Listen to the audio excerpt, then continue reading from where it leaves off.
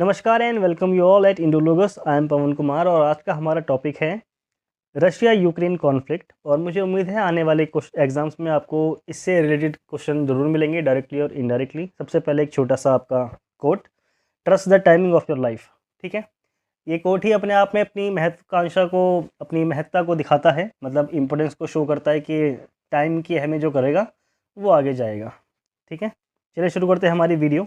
सबसे पहले है आपके सामने यूक्रेन का मैप, और आपने इस मैप को मे भी न्यूज़पेपर में और बाकी वीडियोस में ज़रूर देखा होगा, तो इसको एज ए रिवीजन के तौर पे देख लीजिए। यहाँ पे सबसे पहले आता है आपका लुहांस्क, डोनास्क, ठीक है, जपोरिजिया और खरसोन।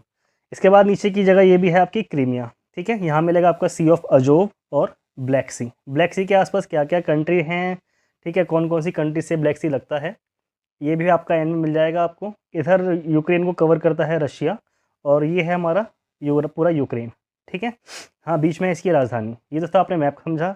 अब जो आपके एग्ज़ाम के पर्पज़ से मोस्ट इंपॉर्टेंट थिंग्स हैं वो हैं आपकी लुहांस्क, डोनास्क, जपोरिजिया और खरसोन। ठीक है, कई बार ऐसे क्वेश्चन बन जाते हैं कि हाल ही में चर्चा रहे कुछ जो चर्चित स्थान हैं उसके बारे में बताइए कि ये कहाँ हैं। तो ये सारे कहाँ पे हमारे, कहाँ पर हैं? ये सारे हैं हमारे यूक्रेन के अंदर। ठीक है, यूक्रेन में भी कहाँ पे? हमारा नॉर्थ, साउथ, ईस्ट और वेस्ट। ठीक है, ईस्ट में मिलता है, और यही पूरा रीजन हमारा कहलाता है डोनबास। ठीक है, तो अगर डोनबास आ जाए, लुहांस्क आ जाए, डोनास्क और डोनबास दोनों अंतर है। ठीक है, कहीं कंफ्यूज हो जाओ। डोनास्क अलग है, लुहांस्क अलग है, जपोरिजिया और खरसोन। ठीक है, और ये पूरा एरिया क्या कहलाता है? कहलाता है डोनबास। ये पूरा जो एरिया है ना, ये पूरा एरिया आपका फेमस है रशियन एथनोसिटी को लेकर के। इस एरिया में जो लोग बाग रहते हैं वो रशियन कल्चर को फॉलो करते हैं, रशिया को अपना मेन लीडर मानते हैं। इस तरह की मानसिकता वाले एक तरह से सेपरेटिस्ट बोला जाता है इनको, वो लोग यहाँ पे रहते हैं। ठीक है, ये वाला जो लोकेशन है आप इसको देख लीजिए ध्यान से, ये है आपका क्रीमिया। इसको 2014 में रशिया ने एनेक्स कर लिया था। ठीक है, जब इसको एनेक्स किया था तो एक घटना हुई थी, बहुत ज़रूरी घटना थी। वो क्या थी बताइए?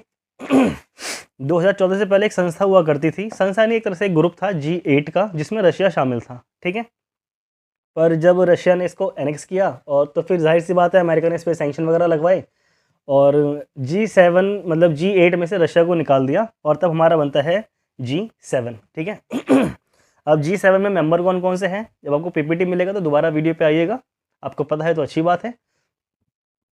और सभी जो मेंबर्स हैं G7 के, उनको आप मेंशन कर लेंगे अपने कॉपी में।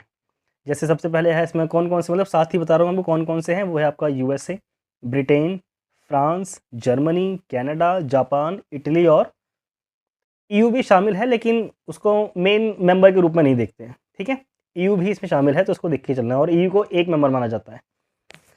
ठीक है, चलो चालू करते हैं हमारी वीडियो, इसको बंद कर देते हैं। नेक्स्ट, अब यहाँ पे हिस्ट्री देखिए क्या है। कैथरीन द ग्रेट, इन्होंने यूक्रेन को शामिल किया था रशिया में लेट 1700 में। ठीक है, पहले यूक्रेन रशिया का हिस्सा नहीं था, लेट 1700 में यूक्रेन को रशिया का हिस्सा बनाया गया। ठीक है, किसने बनाया था? कैथरीन द ग्रेट ने बनाया था।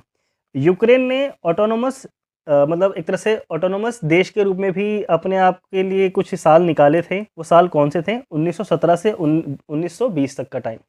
1917 में एक चीज़ और हुई थी, वो बताइए क्या था?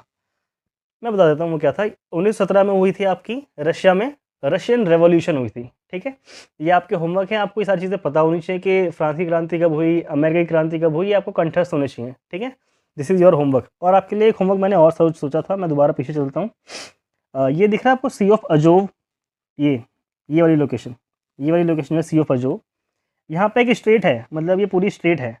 दिस इज़ योर होमवर्क कि आप मुझे कमेंट में बताएंगे कि ये स्टेट का नाम क्या है। जब आपकी वीडियो अपलोड होगी तो मैं इसको पिन कर दूंगा इसका आंसर। ठीक है, अब नेक्स्ट है आपका आपके दो अगले क्वेश्चन जो होमवर्क में है कि आपको अमेरिका की क्रांति और फ्रांस की क्रांति, और फ्रांस की क्रांति के 3 जो आइडल वर्ड्स हैं, ठीक है, वो बताना। तो आपका रिवीजन हो जाएगा। अब जो हमारा जो यूक्रेन अभी युद्ध चल रहा है, इसमें इसका मेन रीज़न क्या है? Root cause for the crisis. जो रशिया ने इसके ऊपर अभी दोबारा से आक्रमण किया, एनेक्स करने की बात की, इन 4 एरिया को अपने हिस्से में ले लिया। मतलब 4 एरिया समझ रहे हो ना? मैप को याद करो, पीछे दिखाया था ही मैंने आपको। उस 4 एरिया में आपका डोनबास, लुहांस्क, जपोरिजिया और खरसोन, ये 4 एरिया जो थे, और फिर क्रीमिया तो ऑलरेडी इसके अंडर है ही। ठीक है, तो उस 4 एरिया में जो सेपरेटिस्ट ग्रुप रहता है, खास करके वो एरिया, उसमें क्या है, Ukraine ending cultural ties with Russia. ठीक है, रशिया के साथ जो सांस्कृतिक संबंध थे, जो ये सेपरेटिस्ट वर्ग है ये इसको क्या करता है, एक तरह से समाप्त करता है। ठीक है, और यूक्रेन ने जो अपना एरिया था वहाँ से भी इसको समाप्त किया। इसके बाद ऑटोनॉमी की डिमांड करता है। ये जो यूक्रेन कहता है कि हम बिल्कुल नहीं चाहते कि रशिया का 1% भी दबाव हो हमारे ऊपर। ठीक है, ये वाली चीज़ हो गई। उसके बाद नाटो का बढ़ता हुआ प्रभाव। ठीक है, कब से, मतलब एक तरह से 1991 जब सोवियत संघ हुआ करता था, सोवियत यूनियन हुआ करता था, और अमेरिका के प्रभाव में आकर के जब मतलब टू पोलराइज्ड वर्ल्ड था, एक पावर में था अमेरिका, दूसरे पावर में था रशिया। तो अमेरिका की कुछ नीतियों की वजह से रशिया टूट जाता है 15 देशों में। ठीक है, वो 15 देश के लिए मैंने आपके पीछे भी क्वेश्चन बना रखा है, तो प्लीज़ बी काम, आपको सारी नॉलेज मिल जाएगी। मेनली जो भी है इसमें वो 15 देश के नाम आपको आगे मिल जाएंगे अभी। ठीक है, मेजर यही चीज़ थी कि नाटो बड़ा हो रहा था, यूक्रेन की डिमांड थी कि उसको मतलब ऑटोनॉमी मिल जाए पूरी तरह से, और यूक्रेन के साथ मतलब यूक्रेन ने रशिया के साथ जितने भी कल्चरल टाइज थे उसको भी समाप्त कर लिया था। ठीक है, G7 आपको समझ में आ गया। EU में 28 कंट्रीज़ हैं। देखो, यूरोपियन यूनियन मैंने बात की है, EU का जो आपका कॉन्टिनेंट है उस पर 28 देश नहीं है, लेकिन EU में शामिल हैं आपके 28 देश। ठीक है, अब ये 28 देश भी पूरी तरह से नाटो का हिस्सा हैं, मतलब ये पूरी तरह से नाटो का हिस्सा नहीं है, सभी देश शामिल नहीं है, मेन जो है वो शामिल हैं। और यूक्रेन एकमात्र ऐसा देश था, और मतलब इसकी जो यूक्रेन है इसकी लोकेशन कहाँ है, ये है आपका ईस्टर्न यूरोप में। ठीक है, वेस्टर्न रशिया और ईस्टर्न यूरोप के बीच में पड़ता है। ठीक है, मतलब ये इसकी जोग्राफिकल कंडीशन बनती है वर्ल्ड मैप पे। ये था यहाँ पे। आगे देखते हैं क्या क्या बता रहा है वीडियो में। रशिया यूक्रेन क्राइसिस में आपकी हिस्ट्री हो गई है। इसके बाद नेक्स्ट है आपका खाली पेज है, वट यूक्रेन वॉन्ट्स। जो यूक्रेन है वो क्या चाहता है, यूक्रेन चाहता है political and economical integration with EU। ठीक है, यूक्रेन की बहुत लंबे समय से डिमांड है कि वो EU का हिस्सा बने। ठीक है, और इसी डिमांड के चक्कर में बेचारे यूक्रेन ने अपने सारे न्यूक्लियर बॉम्ब को ख़त्म कर दिया था। ठीक है, एक टाइम था ऐसा वो जब उसने सारे न्यूक्लियर परमाणु बम को ख़त्म कर दिया था। और परमाणु बम से आपको सबसे पहले यूक्रेन सुनते ही माइंड में एक लोकेशन आनी चाहिए, वो है आपकी चेरनोबिल। ठीक है, जो आपकी चेरनोबिल है, चेरनोबिल में मतलब दुनिया के सबसे ज़्यादा यूक्रेन मतलब सॉरी जो आपके न्यूक्लियर वेपन हैं वो एक जगह पर ना रखे हुए थे। एक टाइम था ऐसा जिसको अमेरिका ने और EU ने मिलकर समाप्त करवा दिया था। चेरनोबिल में एक इंसिडेंट भी हुआ था, वो कब हुआ था बताइए, क्योंकि चेरनोबिल घटना कई बार हो सकता है पेपर में आपको एलिमिनेशन करने के लिए आ जाए कि चेरनोबिल घटना कब हुई थी। ठीक है, ये हुई थी 26 अप्रैल आपकी 1986। हाँ जी, यही है, 26 अप्रैल 1986 में हुई थी, जिसमें 4 रिएक्टर्स के अंदर कुछ टेक्निकल इशू हो गया था और वहाँ पे मतलब प्रॉब्लम क्रिएट हो गई। ठीक है, रशिया क्रांति हुई थी आपकी 1917 में। अब आगे देखते हैं क्या क्या डिमांड कर रहा है, पॉलिटिकल और इकोनॉमिकल इंटीग्रेशन विद EU। अब EU के साथ जुड़ने के फ़ायदे क्या क्या हैं। जैसे आप लोग सोचते हो कि यार EU जो बोला जाता है, EU है 28 देश हैं, इसको एक ही मानेंगे। देखो, देश अलग अलग हैं, फ्रांस हो गया, आपका स्पेन हो गया, ये सारी चीज़ें हो गई जिसमें जुड़ रही हैं। ठीक है, अब ये चीज़ें हैं क्या, पता फ़ायदे क्या होते हैं। जैसे मान लो 28 देश हैं, तो 28 देश में सीमाएँ तो सबकी होंगी, लेकिन मान लो कि फ्रांस का बंदा एक दूसरे देश में जा कर के काम करना चाहता है, तो वो यहाँ से अपनी कॉलेज की डिग्री लेगा, उसको दूसरे देश में जाने के लिए वीज़ा नहीं चाहिए, वो यहाँ से जाएगा और एक दूसरे देश में जा कर के जॉब कर लेगा, या वहाँ जा कर के मतलब उनके पेपर वर्क सेम रहते हैं। ठीक है, पेपर के लिए एक्स्ट्रा काम नहीं करना पड़ता, या फिर दूसरे देश में जाने के लिए उसको अलग से कुछ नीड्स की ज़रूरत नहीं होती है, वो डायरेक्ट जाएगा वहाँ पे जाकर काम करने लगेगा। ऐसे ही उस जगह का देश आकर के वो फ्रांस में काम करने लगेगा आकर के। ठीक है, तो इस तरह से आप देख सकते हो कि EU में जुड़ने के फ़ायदे क्या क्या हैं। इसके बाद NATO membership security because Russia annexed Crimea in 2014। मैंने बताया आपको कि नाटो का मतलब क्या है असल में। अब इसको देखो, नाटो की समस्या क्या है, नाटो की समस्या नहीं, असल में नाटो क्या है कि नाटो में जुड़ना चाहता है कि क्योंकि भाई एक बार को तो रशिया दुनिया की सबसे बड़ी ताकतों में से एक है। ठीक है, मतलब ताकतें हैं कितनी, मुश्किल से 5-6 ताकतें हैं दुनिया में सबसे बड़ी हैं। अब बेचारा नॉर्थ कोरिया भी बड़ा हो रहा है तो अलग बात है। जैसे रशिया ने 2014 में क्रीमिया को एनेक्स कर लिया। अब क्रीमिया में आप याद करो, या यूक्रेन, अब सबसे पहले आपका वो क्या था, लोहांस्क, डोनास्क, जपोरिजिया, खरसोन, उसके नीचे था क्रीमिया। ठीक है, सी ऑफ अजोव के बराबर में, याद आ गया होगा आपको। ठीक है, क्रीमिया को एनेक्स कर लिया, तो भाई उसी टाइम से ना जो यूक्रेन है वो डिमांड कर रहा था कि भाई मुझे भी नाटो में शामिल कर लो।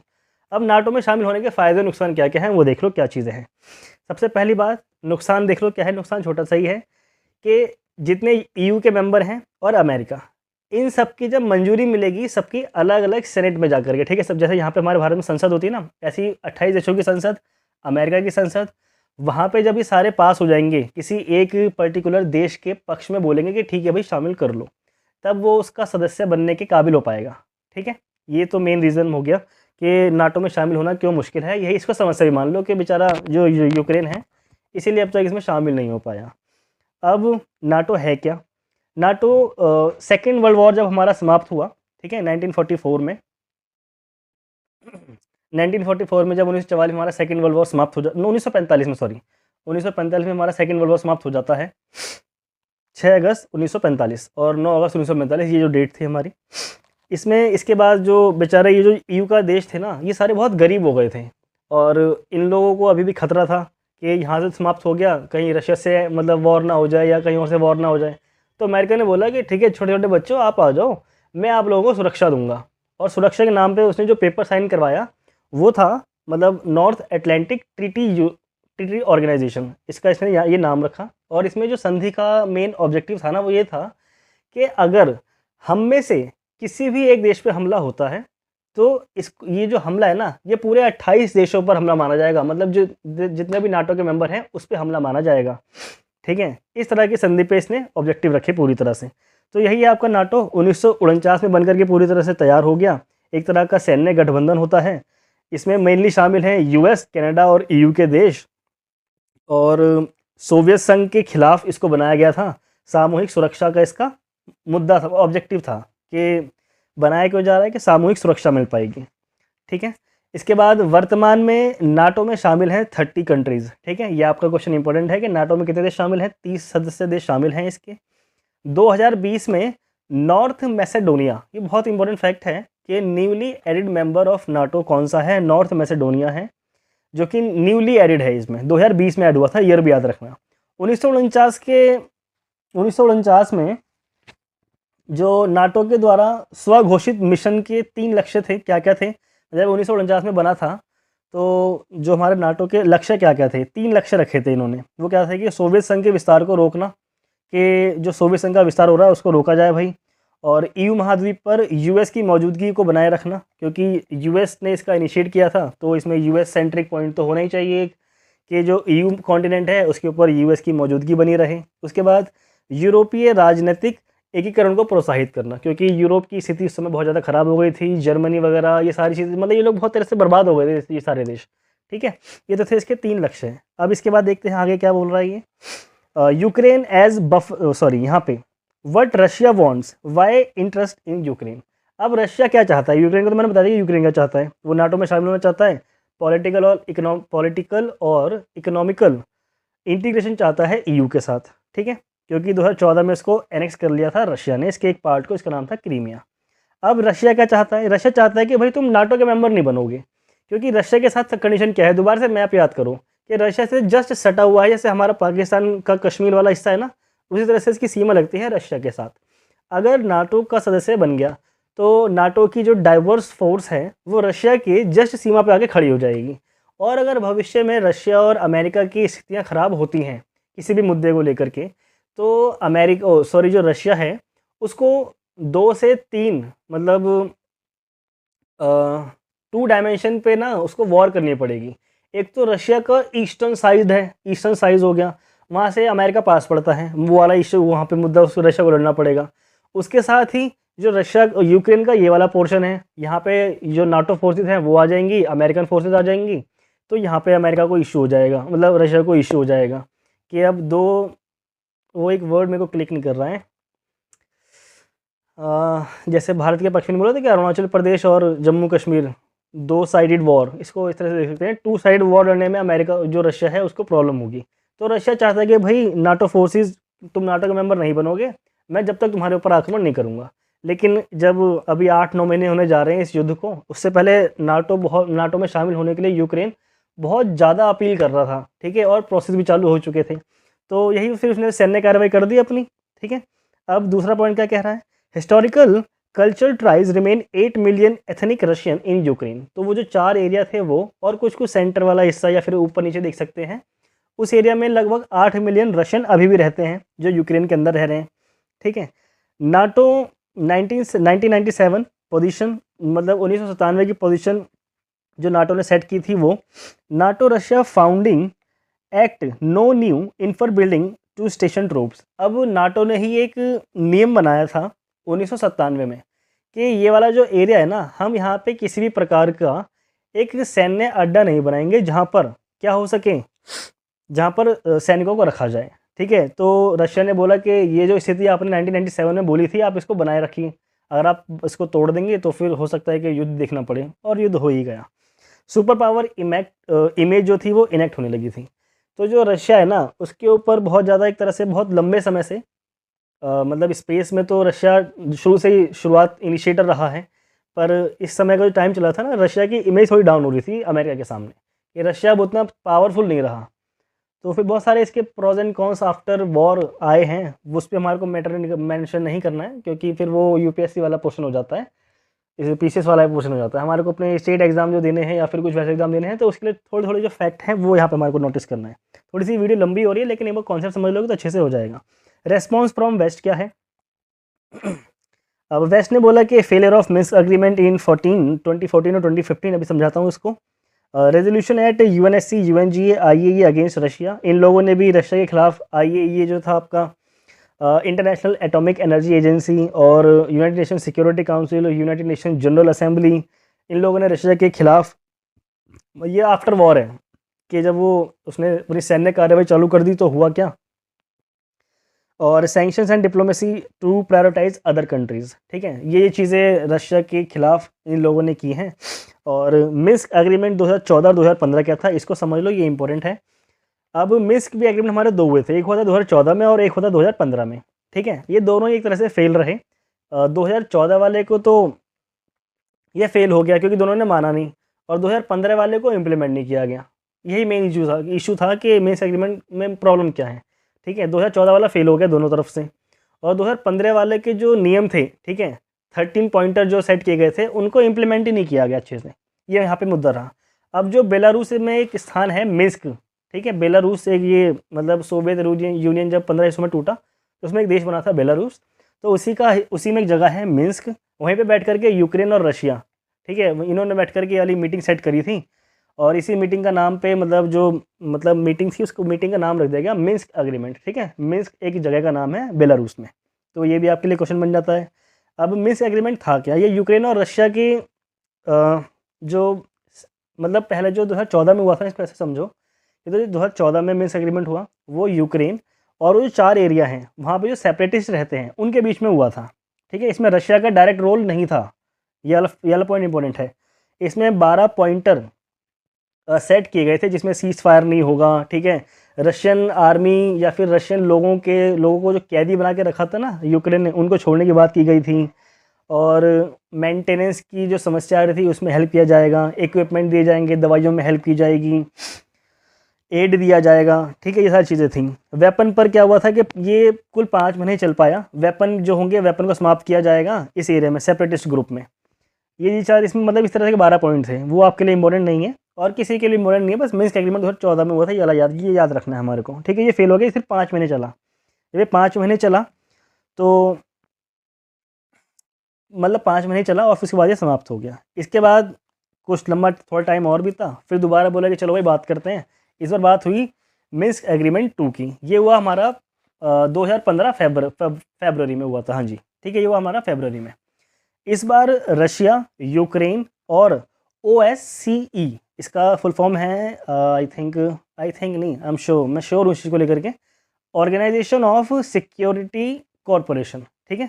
कोऑपरेशन जो थी ये थी, इसमें कोऑपरेशन, OSCE, इसने इन तीनों ने बैठ करके भाई बात की, और इस बार इन्होंने कितने करें, 13 पॉइंट की डील पर एग्रीमेंट कर लिया। ठीक है। इन तीनों ने मिलकर काम कर लिया इस चीज़ पर। अब आगे देखते हैं क्या हुआ। यहाँ पर क्या होता है कि मिलिट्री और पॉलिटिकल स्टेप्स की बात की गई थी कि भाई मिलिट्री स्टेप एक्शन लिए जाएंगे, पॉलिटिकली यहाँ पे इलेक्शन किया जाएगा। तो पर इसको मेनली वही रहा कि इसको इम्प्लीमेंट नहीं हो सका। अब जो इसमें भी ना 2 पॉइंट इसको ऐसे समझ लो कि जो वेस्टर्न पार्ट था, यहाँ पे यूक्रेन चाहता था कि इसको पूरी तरह से फ्री कर दो, जबकि रशिया चाहता था कि यहाँ पे जो सेपरेटिस्ट हैं इन्हीं को सरकार दे दी जाए, क्योंकि सरकार रहेगी तो यूक्रेन की फॉरेन पॉलिसी में रशिया काम कर पाएगा। ठीक है, यही उसका मुद्दा था, लेकिन ये भी फेल रहा। ठीक है और अब लोहांस डोनास के मैंने आपको बता दिया, पूरा एरिया कहलाता है डोनबास। यही चीज़ें आपने अब देख ली, वेस्ट की रिस्पॉन्स क्या था। इसके बाद यहाँ पे इंडिया का रिस्पॉन्स क्या रहा है। रशिया भारत का सबसे बड़ा सपोर्टर रहा है हर जगह, हर मुद्दों पर। ठीक है, फिर चाहे वो मिलिट्री सपोर्ट हो या फिर हमारे को मेन जगहों पर वोटिंग पावर दिलाने की बात हो। ठीक है, तो abstain from voting in all resolution, America मतलब भारत ने सब जगह से वोटिंग से एब्सटेन किया, वोट ही नहीं दिया। उसके बाद भारत ने मतलब अमेरिका को रशिया को भी और यूक्रेन, इन दोनों को ह्यूमैनिटेरियन असिस्टेंस के लिए बात की और सपोर्ट भी किया। इसके बाद स्ट्रेटेजिक ऑटोनॉमी की बात की कि भाई मतलब जो स्ट्रेटेजिक ऑटोनॉमी है उसको बनाए रखिए, युद्ध करने से फ़ायदा नहीं है। और safe and sustainable solution based on international norms and principles, जो अंतर्राष्ट्रीय संधियां हैं, नियम हैं, कानून हैं, उनको बनाए रखने की बात की गई। ठीक है, इंडिया के कंसर्न क्या क्या हैं। कंसर्न ये है कि भारत को रशिया और यूएसए को मतलब न्यूट्रल होकर के सपोर्ट करना है, क्योंकि भारत के जो मुद्दे हैं, भारत की जो नीड्स हैं, वो अमेरिका से भी पूरी होती हैं और रशिया से भी पूरी होती हैं। तो हम दोनों को लेकर चलना चाहते हैं साथ में, ये हमारी कंसर्न है, जिसमें हमारे को समस्याएं आ रही हैं। रशिया चाइना क्लोजनेस, मतलब अगर रशिया को अगर हम सपोर्ट नहीं करते हैं, ठीक है, तो फिर ये चांस होंगे कि रशिया चाइना की तरफ चला जाएगा। और अगर रशिया चाइना की तरफ जाता है तब हमारे लिए ये समस्या हो जाएगी कि हम 2 साइडेड वॉर के लिए ज़्यादा वल्नरेबल हो जाएंगे। ठीक है, 2 साइडेड वॉर कहाँ पर होगी हमारी, एक तो अरुणाचल प्रदेश की तरफ चाइना की तरफ से, और फिर पाकिस्तान की तरफ से। पाकिस्तान और चाइना दोनों मिलकर करेंगे। ठीक है, इसके बाद रशिया चाइना क्लोजनेस क्वाड। ठीक है, क्वाड में हम लोग फिर प्रॉब्लम आ जाएगी हमारे को। क्वाड भी 2 हो गए हैं, एक तो I2U2 और एक में हमारा जो फ्रांस वाला हमारा इधर जापान वाला शामिल है, ये वाला हिस्सा। इंडो पैसिफिक में हमारे को प्रॉब्लम आएंगी, ये वाले मुद्दे थे इसमें। India's investment in Russia. अब हाँ, एक चीज़ आपको याद रखनी पड़ेगी, दोबारा से रशिया का मैप याद करो। ठीक है, रशिया पूरे एक छोर से दूसरे छोर पर। अब रशिया का जो वेस्टर्न साइड है, जो ईस्टर्न साइड है, वहाँ पे भारत की ऑयल कंपनीज़ ने ना और गैस कंपनीज़ ने बहुत बड़े बड़े इन्वेस्टमेंट कर रखे हैं। अगर हम रशिया को सपोर्ट नहीं करते हैं तो फिर हमारी कंपनीज़ को नुकसान वहाँ झेलना पड़ेगा, क्योंकि हमारी इकोनॉमी अभी इतनी मजबूत भी नहीं हुई है कि हम इतने बड़े बड़े लॉस झेल सकें। ठीक है अब इसके बाद आर्म्स ट्रेड, क्योंकि हम मेनली हमारे हथियारों का बहुत बड़ा चंक रशिया की तरफ ही आता है। ठीक है, और सिपरी की अभी रिपोर्ट आई हो तो आपको याद होगा कि भारत दुनिया में सबसे ज़्यादा एक्सपोर्ट करने वाले दुनिया के देशों में नंबर 1 पे शामिल हो गया है। ठीक है, और यहाँ पे लिखा हुआ है रिलक्टेंट, इसका मतलब होता है अनिच्छुक। तो आप लोग इसको अपने हिसाब से पढ़िए, तो मतलब एग्जाम के पर्पस से इतना इंपॉर्टेंट नहीं है, तो मैं इसको स्किप कर रहा हूँ। आप इसको पढ़ के अपने ज्ञान का विस्तार कर सकते हैं। इसके बाद इम्पैक्ट और इम्पैक्ट ग्लोबल इंक्लूडिंग इंडिया, मतलब भारत के शामिल होने और ना होने के इम्पैक्ट क्या क्या हैं। ऑयल प्राइजेज राइज, ठीक है, 3rd largest after China and USA. अगर ये मतलब वॉर जो चलता है तो इससे नुकसान क्या क्या हो रहे हैं हमारे को, मतलब डायरेक्टली और इनडायरेक्टली ये सारी चीज़ें, कि भारत दुनिया का तीसरा सबसे बड़ा ऑयल इंपोर्टिंग कंट्री देश है। ठीक है, कंट्री है। तो यहाँ पे हमारे को नुकसान है कि अगर वॉर होगा तो फिर अनस्टेबिलिटी आएगी वर्ल्ड इकोनॉमी में, ग्लोबल चेन में। तो वही हमारे को मुद्दा देखा भी जा रहा है, 100 रुपये लीटर पेट्रोल चल रहा है देश के अंदर। ठीक है, इन्फ्लेशन बढ़ेगा। इन्फ्लेशन क्यों बढ़ेगा, क्योंकि रूस और यूक्रेन इन दोनों को मिला करके ही, या फिर ये दोनों ही दुनिया के सभी देशों के लिए अनाज को प्रोवाइड करते हैं। यूक्रेन को तो अनाज का कटोरा भी ऐसे कुछ बोला जाता है ना। इन्फ्लेशन बढ़ेगा, जीडीपी में जो हमारा इंक्रीमेंट हो रहा था वो डिक्रीज़ होगा, और दुनिया भर में पॉलिटिकल अनस्टेबिलिटी आएगी। इसके लिए आप एग्जांपल देख सकते हो कि रशिया यूक्रेन का युद्ध हुआ और श्रीलंका की हालत ख़राब हो गई। ठीक है, बांग्लादेश की हालत ख़राब हो गई, नेपाल में कुछ चीज़ें बदल गई, उधर आपके यूरोप के अंदर जो कंट्री थी वहाँ पे बदलाव आ गया, यूके के अंदर कितना कुछ क्राइसिस चल रहा है। वो सारी चीज़ें इसके अंदर हमारी आ जाती हैं, फ्रेजाइल कंडीशन हो जाती है पूरे वर्ल्ड के अंदर। ठीक है, इसके बाद गैस प्राइस हाइक होंगे। गैस प्राइस, इसको आप जर्मनी से इंक्लूड कर सकते हो कि जर्मनी ने अमेरिका के द्वारा लगाए गए दुनिया भर के सैंक्शंस के बाद भी रशिया से गैस लेने के लिए अपने आप को न्यूट्रल रखा अमेरिका से। ठीक है, क्योंकि उसकी डिमांड है, क्योंकि उसकी नीड है। अभी वहाँ पे सर्दियाँ पड़ेंगी भयंकर वाली। ठीक है, और गैस ही उनके पास एक मेन सोर्स होता है जिससे वो अपने हीटर का इस्तेमाल कर सकते हैं और अपने आप को गर्म रख सकते हैं। ठीक है, तो आगे देखते हैं। इसके बाद एग्रीकल्चर पे ये चीज़ें फैक्ट दे रखे हैं, और इसको आप पढ़ लेंगे तो अपने ज्ञान का विस्तार करें पढ़ करके। और ये चीज़ इंपॉर्टेंट है कि जो जैसे मेटल, ठीक है, रशिया मेजर प्रोड्यूसर किस चीज़ का है, टाइटेनियम, पैलेडियम, रफ डायमंड, तो रिड्यूस डायमंड ट्रेड, ये दुनिया भर की चीज़ें जो हो रही है वो हैं। चलिए अब देखते हैं हमारे कुछ क्वेश्चंस अगर होंगे इसमें। तो इंडिया की करंट अप्रोच क्या है पहले इसको भी देख लेते हैं। डिप्लोमेटिक स्टैंड और डीपीपी जो बोला जाता है, बैलेंस यूक्रेन और रशिया बोथ, क्योंकि हमारे जो पीएम हैं करंट पीएम वो दोनों देशों से बात करें। दोनों देशों के ऑपरेशन गंगा जब चलाया गया था तब भी दोनों देशों के पीएम से बात की गई थी लोगों को निकालने के लिए, ठीक है। 4 मंत्री भी गए थे। परेशान नहीं हो कि आगे क्वेश्चन आएगा, मैंने चारों मंत्री के नाम लिख रखे हैं सारे, ठीक है। और डीपीपी भारत जो बोलता है हर जगह पे डिप्लोमेसी, पीस एंड पार्टनरशिप, इन दोनों को बैठ के स्ट्रेटेजिक पार्टनरशिप को बोलो, जैसे हम लोग चाइना को टैकल करते हैं। मतलब हमारी तो इनके मुकाबले कोई बात ही नहीं हुई है। हम लोगों तो कितनी लंबी लंबी बात चल रही, गलवान घाटी में इतने इशू हो गए, पर हमने युद्ध तो नहीं कर दिया ना, क्योंकि हम जानते हैं कि उसका फ़ायदा नहीं है, लॉन्ग टर्म में हमारे को उससे नुकसान होगा। तो वही दुनिया को समझाता है देश। अब इसके वे फॉरवर्ड क्या होंगे इसको आप देख सकते हैं। यूएन चार्टर को सॉवरेनिटी और टेरिटोरियल इंटीग्रिटी इसको बनाए रखें। जो इनके नियम हैं, मिन्स्क एग्रीमेंट हैं, इस पर दोबारा से फोकस किया जाए, स्ट्रेटेजिक टॉक की जाए और किसी एक मीडिएटर कंट्री के सपोर्ट से इन लोगों को युद्ध को समाप्त कर देना चाहिए अब, ठीक है। इसके बाद आपको छोटा सा काम करना है, लाइक एंड सब्सक्राइब। खत्म नहीं हुई वीडियो, अभी हम आगे करेंगे हमारे कुछ क्वेश्चंस, ताकि आपके मल्टीपल चॉइस क्वेश्चन के लिए थोड़ी सी हैबिचुअलिटी बन जाए और आप क्वेश्चन को टैकल कर पाएँ। यूक्रेन के साथ कितने देश सीमा साझा करते हैं? The answer is option D, 7 देश हैं जो यूक्रेन के साथ जो इसकी क्वेश्चन है वो मतलब इसकी सीमा है उसको साझा कर रहे हैं, ठीक है। अब वो है कौन कौन से? सबसे पहले आपका Belarus, Russia, Slovakia, Poland, Hungary, Moldova और रोमानिया। इसके बाद है क्वेश्चन आपका, सॉरी पानी पीने का मन हो रहा है फिलहाल। तो रूस के साथ कितने देश सीमा साझा करते हैं? अब रूस के साथ कितने देश सीमा साझा कर रहे हैं? तो आंसर है हमारा सी, 14, ठीक है। कौन कौन से हैं? China, Azerbaijan, Belarus, Estonia, Finland, Georgia, Kazakhstan, north Korea, Latvia, Lithuania, Mongolia, Ukraine, Norway और पोलैंड, ठीक है। इनकी आप लोकेशन देखेंगे तो आपको मैप के थ्रू याद हो जाएंगी चीज़ें। रूस की मुद्रा क्या है? रूस की मुद्रा है हमारी कौन सी? रूबल, ठीक है। Russian parliament known as Duma. अब इसी के साथ आप उसको भी देख लो, हमारी यूक्रेन की करेंसी का नाम है, बहुत गंदा सा नाम है, मतलब हिंदी इंग्लिश वाले लेटर तो पढ़ने में नहीं आए। इसका नाम जो शायद रिवनिया पढ़ा जाएगा, ठीक है, HRVYNEY, ठीक है। आप इसको देख सकते हैं, रिवनिया ही होगा, ये यूक्रेन की करेंसी का नाम है। रुपये ज़्यादा अच्छा है। चेरनोबिल परमाणु ऊर्जा संयंत्र किस देश में स्थित है? तो इसका आंसर है नो डाउट हमारा यूक्रेन, मैंने आपको समझाया भी है अभी। और चेरनोबिल वाली घटना कब हुई थी? 26 अप्रैल 1986, ठीक है, सॉरी 26 अप्रैल, पूरा हिंदी और इंग्लिश मिक्स करके बोल रहा हूँ, देख लो समझदारी का स्तर। 26 अप्रैल 1986 ये हमारी घटना हुई थी। 4 रिएक्टर्स में प्रॉब्लम हो गई थी यहाँ पे, ठीक है, चेरनोबिल वाली घटना हमारी। इसका आंसर है बी, यूक्रेन के अंदर है ये। नाटो के सदस्य देश कितने हैं? मैंने आपको बता दिया, इसका आंसर डी है, 30 सदस्य हैं इसमें शामिल, ठीक है। और ये चीज़ें वही हैं जो मैंने बताया आपको, मिलिट्री ऑर्गेनाइजेशन है, 30 सदस्य हैं। 4 अप्रैल 1949 में बनकर तैयार हुआ। सेकेंड वर्ल्ड वॉर के बाद इसको बनाने का मेनली इनिशिएट किया था यूएसए ने। नॉर्थ मैसेडोनिया इसका रिसेंट सदस्य बना है 2020 में। यूक्रेन सोवियत संघ से कब अलग हुआ?